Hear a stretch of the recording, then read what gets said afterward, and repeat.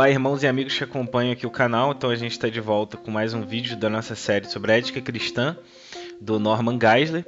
E a partir do vídeo de hoje a gente entra nessa reta final da análise ali das posições éticas. E a partir desse vídeo a gente volta a ler mais um pouco todo o texto do capítulo, né? Então talvez a gente gaste uns 2, 3 vídeos nesse capítulo 5, que é o absolutismo não qualificado, porque a partir desse vídeo a gente entra nos posicionamentos agora que são cristãos. Então esse capítulo, por exemplo, é uma ética como defendeu Agostinho de Hipona, aquele mesmo famoso. O próximo capítulo já vai ser mais relacionado a Lutero. E o último, que é o absolutismo graduado, também são de cristãos. Então essas três posições aqui, elas têm suas divergências, mas vão ser todos absolutismo. Absolutismo não qualificado, absolutismo qualificado e o absolutismo graduado.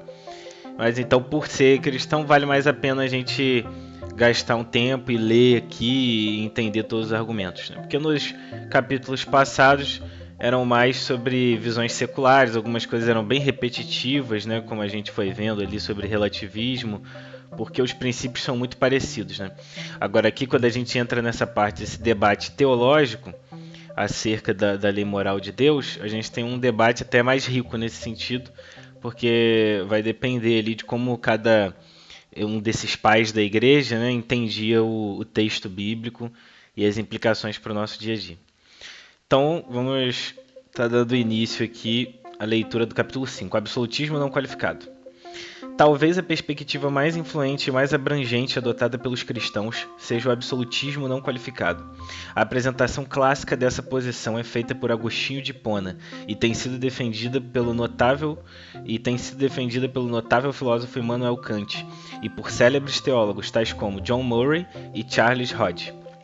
Principais teses do absolutismo não qualificado. A premissa básica do absolutismo não qualificado é: todos os conflitos morais são apenas aparentes, eles não são reais. O pecado é sempre evitado. Há princípios morais que não admitem exceções, e estes nunca entram em conflito uns com os outros. Diante da pergunta clássica sobre dever mentir ou não para salvar uma vida, o absolutismo não qualificado responde com um enfático não. Para Agostinho, a importância dessa questão pode ser medida pelo fato de ele ter dedicado 2 de suas obras a esse tema: Contra a Mentira e Sobre a Mentira, 2 livros do autor. Além disso, ele fez inúmeras referências a essa questão ao longo de todos os seus escritos. O absolutismo não qualificado de Agostinho. Algumas vezes, Agostinho tem sido confundido com um situacionista, por causa de sua afirmação de que o indivíduo deve amar a Deus e fazer o que quiser. Tratados sobre 1 João 7,8. Nesse livro, o Agostinho ele faz essa afirmação. É verdade que Agostinho moldou todo o sistema ético em termos do amor, mas não é verdade que ele baseava o seu sistema nesse único mandamento de amor. Agostinho acreditava que o amor se concretiza nas virtudes, mas o amor não as destrói. Pelo contrário, a caridade implica a existência de outras virtudes. Os argumentos de Agostinho contra a mentira. Agostinho propôs muitos argumentos contra a prática de falar qualquer mentira. Para ele, falar a verdade é um absoluto, e absolutos não podem ser quebrados. No entanto, Agostinho é rápido em mostrar que nem todas as falsificações são mentiras. Somente falsificações feitas com a intenção de enganar podem ser qualificadas como mentiras. Uma pessoa pode ser julgada como mentirosa ou não, de acordo com a sua intenção, e não pela verdade ou falsidade de que se expressou. Dessa forma, alguma coisa que seja dita em tom de brincadeira, ou que até mesmo seja falsa, não é uma mentira, se houver a intenção de fazer o ouvinte entender algo verdadeiro. Por exemplo, se um homem deseja chegar a uma determinada cidade e pede informações a um amigo que, como ele mesmo sabe, é mentiroso, este lhe forneceria informações que o levariam a um caminho infestado de bandidos. Por esse motivo, o amigo optaria por uma rota oposta e evitaria os ladrões e até mesmo a morte. Nesse caso, não temos uma mentira. Mentir para se proteger de um estupro, ou mesmo para salvar uma vida, é estritamente proibido pelo absolutismo não qualificado de Agostinho, pois a escolha feita por alguém, na realidade, é uma opção entre a permissão para que o outro cometa o pecado e a autorização para que o próprio indivíduo cometa o pecado. Os priscilianistas, membros de um determinado grupo herético que costumava mentir para se proteger, eram condenados por Agostinho, que insistia em dizer que os cristãos deveriam condenar a impiedade da mentira tanto quanto as heresias. Além disso, os cristãos não deveriam mentir para denunciar mentirosos. Em resumo, cometer um pecado para evitar outro pecado ainda é pecado. Então, pelo que a gente está vendo aqui, né, a visão de Agostinho é sobre o absolutismo é não ter nenhuma exceção à regra. Mentir é pecado e vai ser errado em qualquer situação. Independente daquele exemplo lá que a gente viu sobre salvar uma vida, né? Ou contar uma mentira, o caso lá das parteiras hebreias. Então, pro Agostinho não, é inquebrável, isso aí não entra em discussão. A não ser quando é dito em tom de brincadeira, né? Como quando a gente conta uma piada ou está inventando uma história. Agora, algo que você falou propositalmente, com a intenção de enganar realmente a pessoa, isso daí é o que ele caracteriza como mentira e para ele não tem nenhuma ocasião que justifique ela ser dita. Continuando aqui, alguns sugeriam que mentir poderia ser aceitável como um meio de levar alguém para o céu. Mas ainda assim Agostinho sustentava que nenhum bem eterno poderia ser alcançado pela prática de um mal temporal. Ele insistia que ninguém, por nenhuma razão que fosse, deveria ser enganado para entrar no reino da verdade. O ensinamento cristão é a verdade, e nenhuma falsidade deveria fazer parte do ensinamento cristão. Agostinho insiste que a mentira destrói o respeito pela verdade, porque a mentira destrói toda certeza. Quando o respeito pela verdade é quebrado ou até mesmo enfraquecido, todas as coisas permanecerão duvidosas. Em resumo, sem a verdade não há integridade, e sem integridade não pode haver certeza. Uma vez que a falsidade é admitida na comunicação, o indivíduo não mais pode ter certeza de que o interlocutor está falando a verdade. A mentira é uma teia que vai se emaranhando cada vez mais, justamente porque a mentira necessita de mais mentiras para se justificar e para cobrir o seu próprio erro. Consequentemente, argumentou Agostinho, essa prática acabará levando o indivíduo ao perjúrio ou mesmo à blasfêmia. Alguém que se torna um mentiroso habitual deve ser capaz de mentir até mesmo para Deus. Então ele vai levando isso às últimas consequências, né? O Agostinho aqui no caso, sobre a mentira. A justificativa dele para não mentir é toda baseada na Bíblia, só que a diferença é que ele leva isso para esses extremos de que não pode mentir nem se for para salvar uma vida. Continua sendo considerado pecado. Essa é a única diferença. Agora, as justificativas que ele dá para não mentir estão todas corretas, né? São coisas óbvias aqui que estão bem claras na palavra de Deus. Quando você mente, geralmente você ainda tem que mentir para manter a mentira também. Quando você está inventando algo assim, né? Escondendo algo de alguém, ou omitindo informação, ou mentindo mesmo, distorcendo as coisas. Geralmente a mentira nunca vem sozinha. Você tem que colocar outras coisas junto para ficar alimentando aquilo que virou uma bola de neve. E quando você faz isso, está cometendo perjúrio, está blasfemando. Então ele fala, se alguém que mente para outra pessoa vai acabar achando que ela pode tentar mentir para Deus também. Então aí leva o pecado e desrespeito. É isso que ele está mostrando. A mentira enfraquece a fé cristã, pois como as pessoas poderão acreditar em nós quando ensinamos a doutrina cristã se não formos verdadeiros em uma área? Quando nós ensinamos a fé aos outros, eles podem dizer, como posso saber que você não está mentindo para mim agora?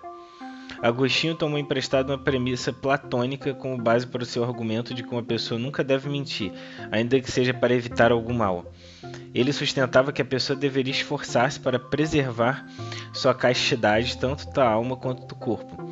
Mas, quando as duas castidades não poderiam ser protegidas, ele insistia que a do corpo precisava abrir caminho para a da alma, porque todos sabem por intuição que a alma deve ter preferência sobre o corpo, e que pecados da alma são piores que pecados do corpo.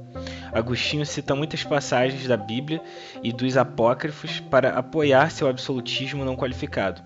Ele cita o Salmo 5, de 5 a 6, como dizendo: detestas todos os que praticam a maldade, destróis os que proferem mentiras. Sabedoria 1:11 também é citado por Agostinho. A boca mentirosa mata a alma. Dessa forma, Agostinho conclui que, uma vez que a vida eterna é perdida pela prática da mentira, também não devemos mentir visando a preservação da vida temporal de outra pessoa. Em outras palavras, por que perder a vida eterna visando a salvação de uma vida temporal? Agostinho admitia que alguns atos não são nem bons nem maus em si mesmos.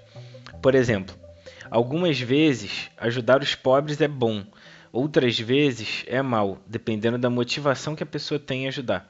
Mas quando os atos são pecaminosos em si mesmos, tanto roubo, impureza, blasfêmia e outros semelhantes, quem pode dizer que esses atos perversos podem ser feitos por boas razões? Em sua obra intitulada Retratações, Agostinho confessa que alguns de seus argumentos eram obscuros, mas ele nunca os revisou nem os corrigiu. Aparentemente, ele foi para o descanso eterno acreditando firmemente em um absolutismo moral não qualificado.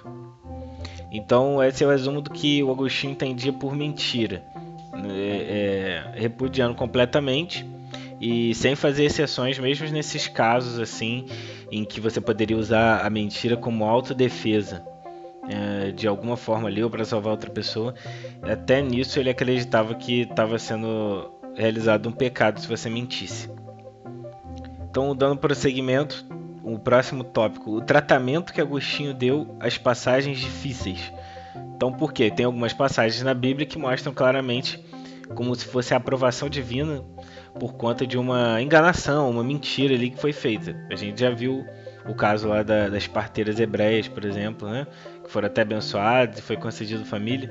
Esses textos agora que a gente vai ver e como que Agostinho responderia a isso, porque isso vai de encontro, assim, diametralmente oposto à visão dele de absolutismo não qualificado. Por tudo que sabemos, a Bíblia parece registrar muitos casos de mentiras justificadas. Agostinho tinha consciência dessas passagens e tentou explicá-las em termos de seu absolutismo não qualificado.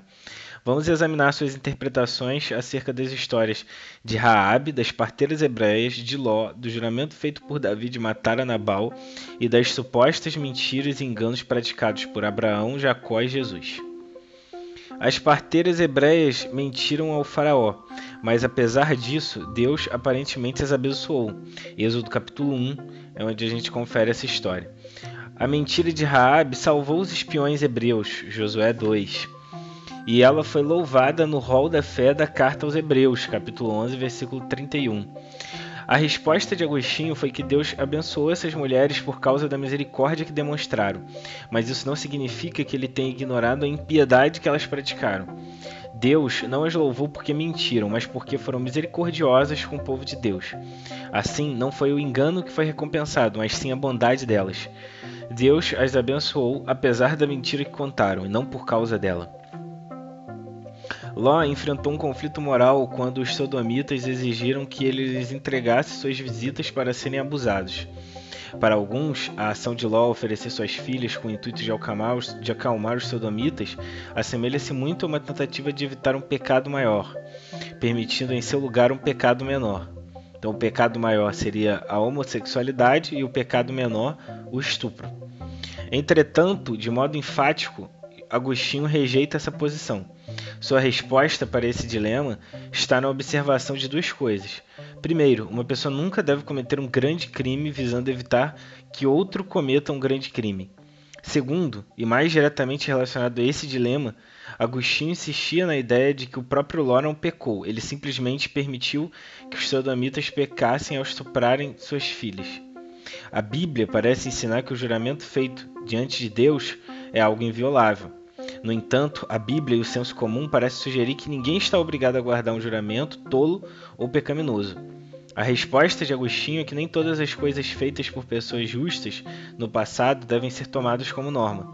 Em resumo, a Bíblia registra, mas não aprova o voto pecaminoso feito por Davi, 1 Samuel 25, de 21 a 22, que está falando sobre o juramento de matar Nabal, que a gente tinha visto. Então, o Agostinho ele respondia sobre essa questão das parteiras e da questão ali de Ló, da mesma forma. Ele entendia que Deus ele abençoou as parteiras não por causa da mentira que elas contaram em si, mas por causa do ato de misericórdia dela, de amor, para com os bebês e de não matar eles, muitos deles, Só que até o autor vai apontar isso mais para frente, é uma coisa indissociável, porque a forma como elas demonstraram essa empatia pelas crianças recém-nascidas foi justamente fazendo uso da mentira, da enganação ali, e dizer que não era do sexo masculino que tinha nascido, ou não contava que tinha alguma mulher grávida, era assim, com omissão, com mentira, com enganação. Esse foi um instrumento que elas usaram, então isso vai de encontro contra, né, o que Agostinho acreditava. As escrituras dizem ainda que Abraão afirmou que Sara era sua irmã, ela era sua meia-irmã. Ele falou isso para proteger-se da morte, caso o rei descobrisse que ela era sua esposa. Agostinho sustentava que, nesse caso, Abraão não estava mentindo, uma vez que ele estava apenas escondendo parte da verdade, mas não estava dizendo absolutamente nada falso.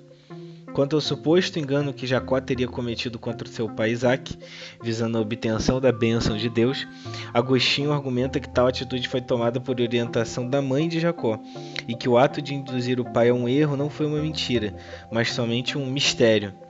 Também no livro dele Contra a Mentira. Então esses dois casos, assim, igual o de Abraão mentindo sobre Sara ser sua irmã e o engano de Jacó em relação ao seu pai, Agostinho ele entende que não era mentira, mas em um caso ali foi uma coisa ordenada por Deus e no outro foi um mistério, porque na verdade o erro não foi dele, foi da mãe de Jacó que induziu ele a esse ato.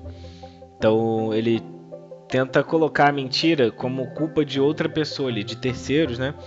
Ou colocar que foi com aprovação divina. Assim que ele trata a mentira, mas ele nunca vai colocar a mentira como sendo uma coisa boa.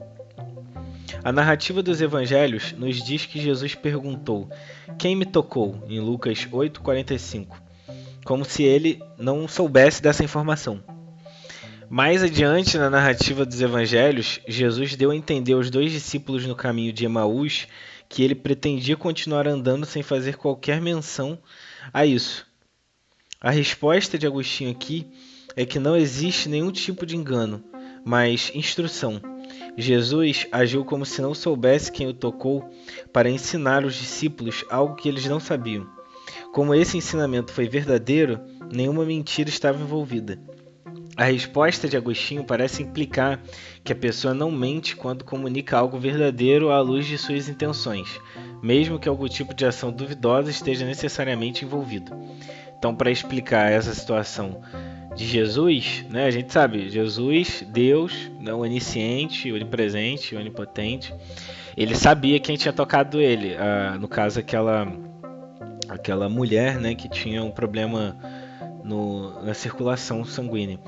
Então, e ele perguntou quem me tocou, mas ele sabia, então era uma mentira isso?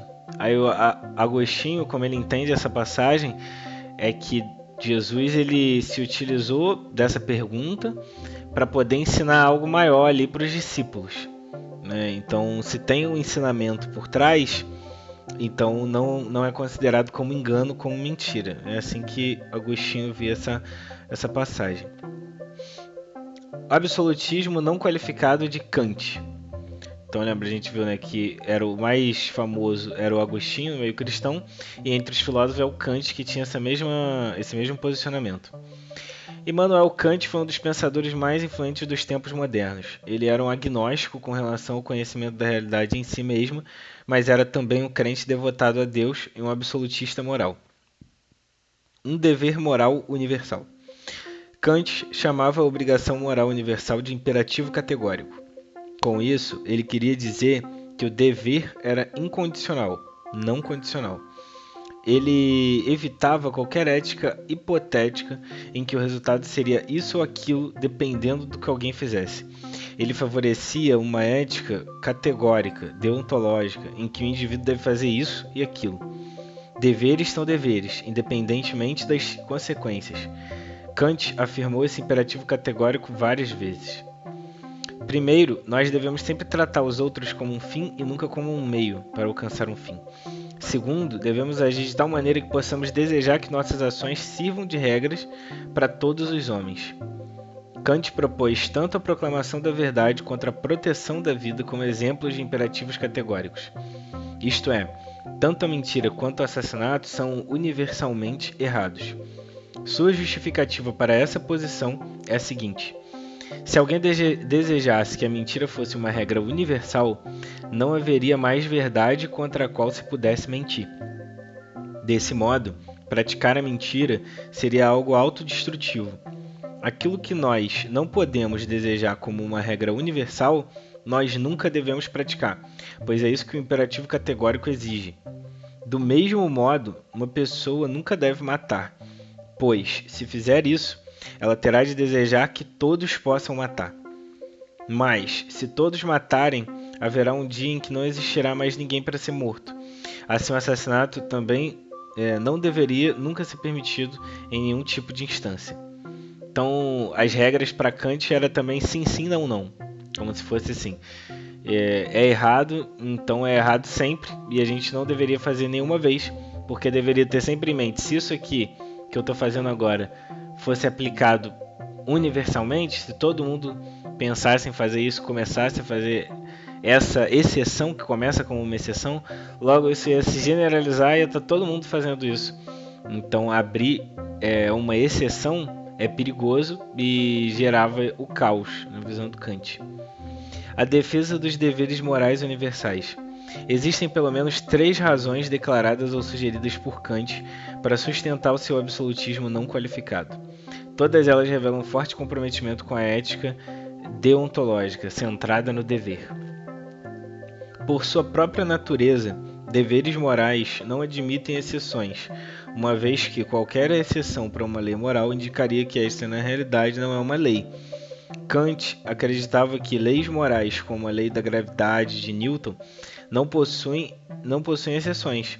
Deus não tolera a desobediência a nenhuma de suas leis, sejam elas relativas à ética ou à natureza. O universo funciona de acordo com leis universais. Deveres morais são intrínsecos, não extrínsecos, e tudo aquilo que é intrinsecamente bom não pode ser mal. Chamar um ato intrinsecamente bom de mal é tão absurdo quanto chamar a luz de trevas.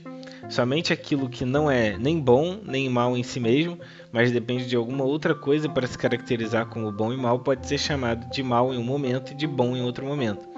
Ações intrinsecamente boas não são como essas que acabamos de mencionar, elas são sempre boas em e por si mesmas. Falar a verdade é um ato intrinsecamente bom, falar a mentira é um ato intrinsecamente mau. A partir dessa premissa, podemos concluir que nunca pode existir uma mentira boa. Então, de novo, partindo desses pressupostos assim bem definidos, né? Então, a mentira é sempre boa, ponto final. A verdade é sempre boa e a mentira é sempre ruim, e ponto final. E é isso. Então, se a mentira é sempre ruim, não interessa o contexto, não interessa com que intenção que ela está sendo dita, ela vai ser ruim do mesmo jeito. É o que o Kant ele defendia. A defesa de Kant das leis morais universais constitui-se um argumento transcendental. Ele argumenta que é absolutamente necessário estabelecer deveres morais como categóricos e universais para que possamos viver vidas morais. A sociedade não pode funcionar sem leis, e leis precisam ser universais para que sejam leis. Se estas não puderem ser aplicadas a todas as pessoas, elas não são leis. Dessa forma, uma lei moral universal, e não aquilo que seja apenas desejável do ponto de vista social ou pessoal, é racionalmente necessária para o estabelecimento da vida. Mentir para salvar uma vida é sempre errado. O fato de que uma pessoa não deve nem mentir nem matar conduz a um dilema que Kant abordou em um de seus tratados intitulado Sobre o suposto direito de dizer mentiras por motivos benevolentes. Então Kant escreveu um livro só para tratar dessa questão de quando que a mentira seria boa, né? No caso, para salvar uma vida, para se salvar. Então ele escreveu um livro tratando sobre isso. A resposta de Kant a essa suposição, como a resposta de Agostinho, era um não categórico. Ele escreve o seguinte: qualquer um, então, que falar uma mentira, independentemente de quão boas as suas intenções possam ser, precisa responder pelas consequências dos seus atos, por mais imprevisíveis que estes possam ser. Afinal, para ser verdadeiro em todas as declarações, é necessário um mandamento incondicional e sagrado da razão, que não pode ser limitado a nenhum tipo de expediente. Kant desenvolve vários pontos na elaboração de sua abordagem. Todos os deveres morais são contratos sociais, e a verdade é a base de todos os contratos. Um contrato não pode existir sem que haja uma confiança mútua nas palavras ditas por cada uma das partes envolvidas. Portanto, a verdade é o próprio fundamento de todos os deveres sociais. Sem ela, toda lei fica inútil e incerta. Com vigor, Kant se opõe à ideia de que é dever falar a verdade somente para aqueles que têm tal direito. Primeiro, ele insiste que a verdade não é uma possessão, um direito que pode ser assegurado a uma pessoa e negado a outra. O dever de falar a verdade não faz distinção de pessoas, mas é um dever incondicional que se sustenta em todas as circunstâncias. Portanto, é um dever falar a verdade para todo mundo. Quando mentimos para uma pessoa, nós prejudicamos todas as pessoas, pois as mentiras violam os princípios de justiça que nos protegem contra o mal. A veracidade constitui a condição da justiça de forma verbalizada. Quando mentimos, ofendemos todas as pessoas através da violação do princípio necessário à justiça em geral. Kant argumenta ser possível que, ao você responder com honestidade a uma pergunta feita por uma pessoa mal intencionada, a suposta vítima que se encontra na casa não deseja ser notada e assim talvez não cruze o caminho de um assassino. Ou também, se você responder da forma mais verdadeira possível, talvez o assassino, enquanto procura seu inimigo na casa, seja preso pelos vizinhos e assim o ato pretendido seja evitado. Dessa forma, mentir pode não ser necessário para proteger o inocente. Então meio que cria numa condição ali aleatória, né, ou numa provisão divina, no caso de Agostinho, para retirar a gente e livrar a gente dessas decisões difíceis, né, para a gente não ter que cometer um pecado para poder sair dessas situações em que a gente se encontra.